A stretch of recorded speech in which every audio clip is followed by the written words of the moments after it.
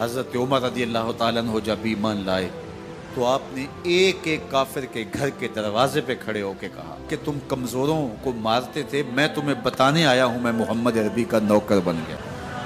بلکہ آپ نے اعلان کیا جس نے اپنی بیوی کو بیوہ اور بچوں کو یتیم کروانا ہو اور اپنے ماں باپ کی کمر کو جھکانا ہو وہ عمر کے مقابلے میں آئے۔ اللہ اکبر۔ زنیرہ نامی ایک خاتون تھی، بہت کمزور۔ راوی کہتا ہے کہ اس کی ہڈیوں میں گودا نہیں تھا، عشق رسول تھا، اور اس کا ظالم آقا اس کو مارتا ہے، اور جب مار مار کے تھک جاتا ہے ادھر سے عمر آ رہے ہیں، یہ اسلام لانے کی پہلے کی کہانی ہے، ادھر سے عمر آ رہے ہیں تو اس نے کہا عمر تم جوان آدمی ہو تو یہ چھوڑتی نہیں ہے اپنے نبی کا نام، ذرا تم آؤ۔ عمر کوڑا پکڑ لیتے اسے مارتے مارتے مارتے تھک جاتے ہیں تو پانی پینے لگتے ہیں، تو کہتے ہیں مجھے تیرے پہ ترس نہیں آیا لیکن میں ذرا پانی پینے لگا ہوں، اور پھر گلے کے اندر ڈال کر کے کوڑا اس کی رسی کو بل دیتے اور اس کی آنکھیں باہر نکل آتی اور کہتے ہیں بلا اپنے نبی کو جو تیری آنکھوں کی بینائی واپس کرے۔ اللہ اکبر۔ تو اس نے آسمان کی طرف منہ کر کے کہا مالک میں کبھی بھی آنکھوں کی بینائی نہ مانگتی لیکن اب تیرے نبی کی عزت کا سوال ہے۔ آنکھوں کی بینائی واپس ہو جاتی ہے۔ زنیرہ کو بڑا مارا، آج عمر گلیوں میں آنکھوں میں آنسو ہیں اور عجیب دل بے تاب ہے، اور کہتے ہیں آؤ بھئی میں حضور کا غلام بن گیا ہوں، تمہیں بتانے آیا ہوں۔ زنیرہ نے موڑ کاٹا تو آگے عمر یہ آواز دے رہے تھے۔ زنیرہ ایک کونے پہ کھڑے ہو کے رو کے کہتی ہے عمر تم تو بڑے اس دن جوش و غضب میں تھے اور تم مارتے ہوئے تھکتے نہیں تھے۔ تو عمر نے کہا زنیرہ اس دن میں نے دیکھا نہیں تھا، اب میں محمد عربی کو دیکھ آیا ہوں۔ جنہ ویکھیا نہیں ہو کرن گلاں، جنہ ویکھیا نہیں ہو کرن گلاں، جنہ ویکھیا ہو تے بول دے، جڑے محرم راز حقیقت دے اور راز حقیقت کھول دے۔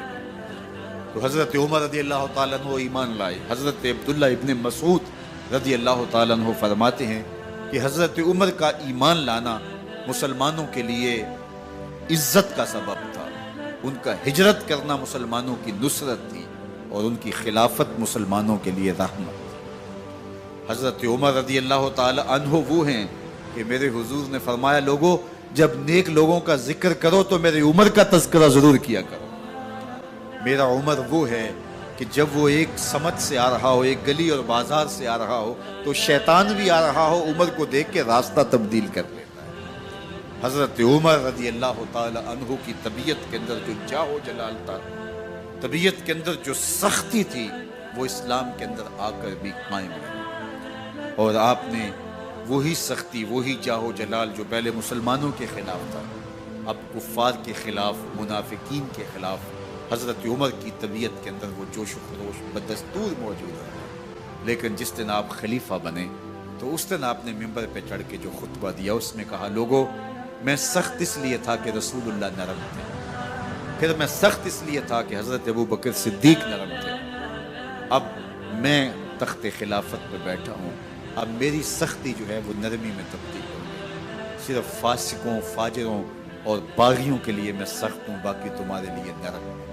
سب سے کم جو تنخواہ بیت المال سے اگر کسی وجود نے لی ہے تو وہ حضرت عمر رضی اللہ تعالیٰ نے صرف 2 جوڑے لیتے تھے سال میں، اور راوی کہتا ہے کہ میں نے دیکھا ہے کہ اس میں بھی 17 پیوند لگے ہوتے تھے۔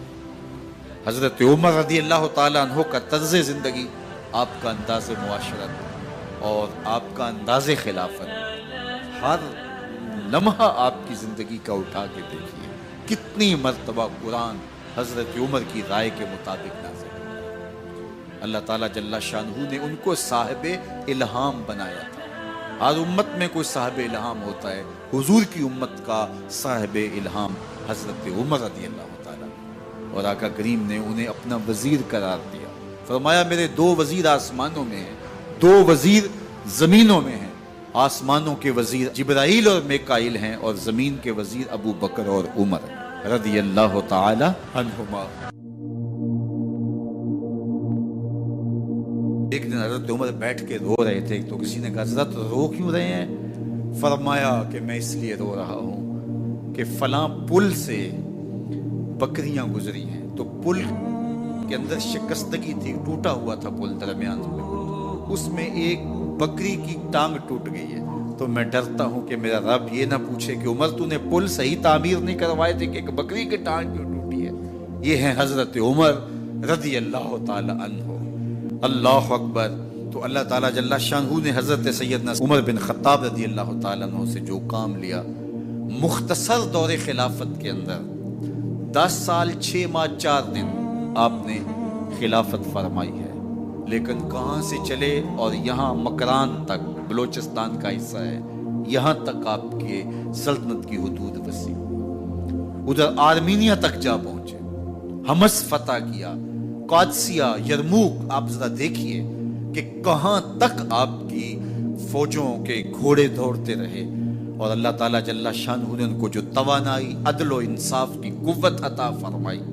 اللہ اکبر۔ جب زمین پہ عدل کیا ہو تو زمین بھی حکم مانتی ہے، اور حضرت عمر وہ تھے جن کا حکم ہوائیں بھی مانتی تھی، زمین بھی مانتی تھی، جن کا حکم جو ہے وہ آگ بھی تسلیم کرتی تھی اور دریا بھی ان کا حکم مانا کرتے تھے۔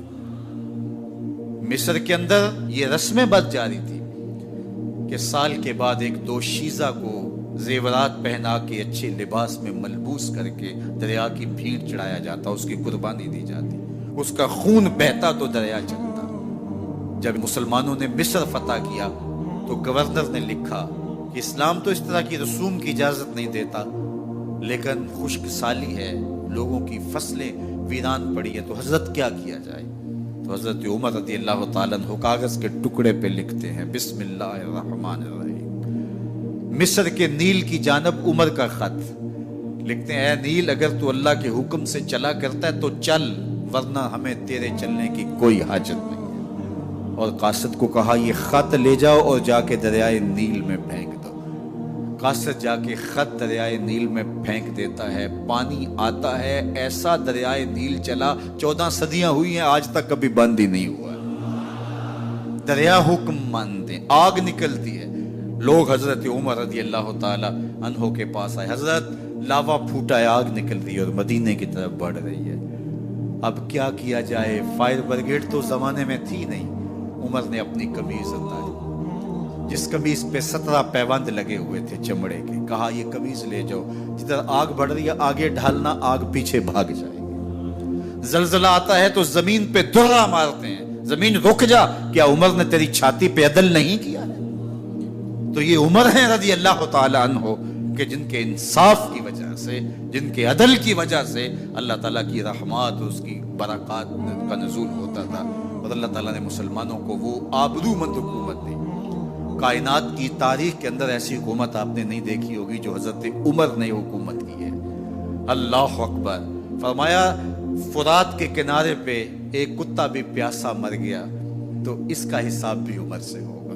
باہر سے سفیر آتا ہے اور آ کے پوچھتا ہے کہ میں امیر المومنین کے، مسلمانوں کے حکمران کے محل میں جانا ہے، تو وہ مسکرا کے کہتے ہیں ہمارے امیر کا تو کوئی محل نہیں ہے۔ کہا کہاں ہے تمہارا امیر؟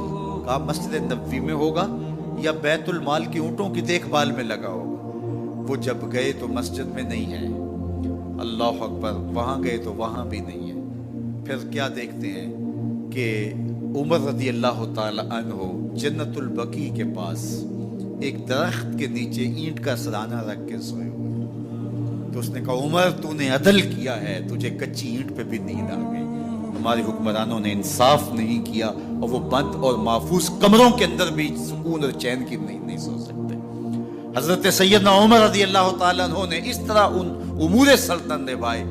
آپ دن کو لوگوں کی دیکھ بھالی کرتے، لوگوں کی ضروریات سنتے سمجھتے، اور جب رات پڑتی لوگ سو جاتے، عمر مدینے کی گلیوں میں پہرا دیتے۔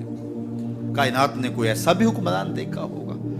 اللہ اکبر۔ وہ مجاہد جو مختلف محاذات پہ گئے ہوئے ہوتے، ان کے گھروں کی دیکھ بھالی کرتے، ان کی ضروریات کا خیال رکھتے، ان کی آبرو کا پہرا دیتے۔ راتوں کی تنہائیوں کے اندر حضرت عمر اٹھتے اور جا کے گشت کرتے، چکر لگاتے، دیکھتے کوئی آنکھ پر نم نہ ہو، مفلسی کا کسی گھر میں ماتم نہ ہو۔